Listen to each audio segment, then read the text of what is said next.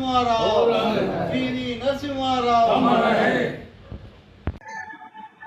ఈరోజు పివి నరసింహారావు గారి 103వ జయంతి సందర్భంగా పీవీఆర్ భవన్లో ఆయనకు ఘన నివాళులర్పించి వాళ్ళ స్మృతులను గుర్తు చేసుకోవడం జరిగింది. ఒక సాధారణ కుటుంబంలో జన్మించి ఒక చిన్న గ్రామంలో నుంచి దేశ ప్రధాని వరకు అంచెలంచెలుగా ఎదిగి విప్లవాత్మక సంస్కరణలతోని దేశము చాలా ఆర్థిక క్లిష్ట పరిస్థితుల్లో ఉన్న సమయంలో సాహసోపేత నిర్ణయాలతోని ఆర్థిక సంస్కరణలను చేసి దేశాన్ని బలోపేతం చేసిండు. ఆర్థికంగా అభివృద్ధి చెందేలా చేసినటువంటి ప్రధానమంత్రిగా చరిత్రకెక్కిన మన తెలుగు తేజం పివి నరసింహారావు గారు. ఆయనను కాంగ్రెస్ పార్టీ ఎప్పటికీ గుర్తుంచుకుంటుంది.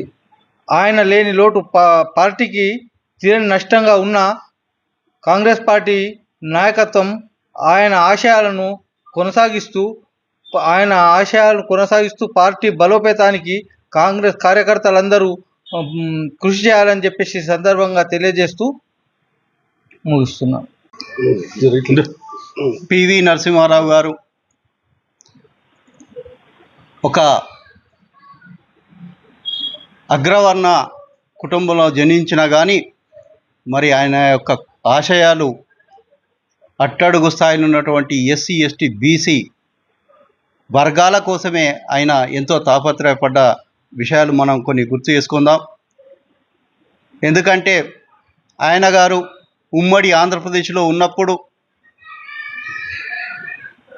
అప్పుడు ముఖ్యమంత్రిగా వ్యవహరించినప్పుడు దళితులకు బీసీలకు భూములుంటేనే వారు అభివృద్ధి చెందుతారు, భూములుంటేనే వాళ్ళు ముందుకెళ్తుంది వాళ్ళ మనగడ అని చెప్పేసి ఆలోచించి మరి ఆ రోజు సీలింగ్ యాక్ట్ను తీసుకొచ్చి దేశ చరిత్రలో ఒక మహోన్నతుడిగా అటువంటి కీర్తి ప్రతిష్టలు గడించిన వ్యక్తి పివి నరసింహారావు గారు.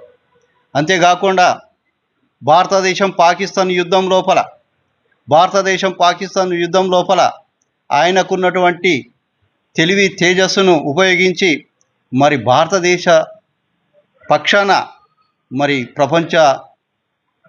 ప్రపంచంలో ఉన్నటువంటి అనుసంధానం చేస్తూ ప్రపంచ దేశ నాయకులను ఏకీకృతం చేస్తూ మరి దేశాన్ని ముందుకు నడిపిన వ్యక్తి పివి నరసింహారావు గారు. విదేశంగా విధానంలో కావచ్చు, మరి దేశ ప్రధాని అయినాక కూడా ఈ దేశంలో క్లిష్ట పరిస్థితులు ఉన్నటువంటి ఆర్థిక మందస్థాన్ని మరి ఎంతో చాకచక్యంగా ముందుకు తీసుకెళ్ళి దేశ ప్రతిష్టను ఎంతో ప్రపంచంలో గుర్తింపు తెచ్చిన వ్యక్తి పివి నరసింహారావు గారు.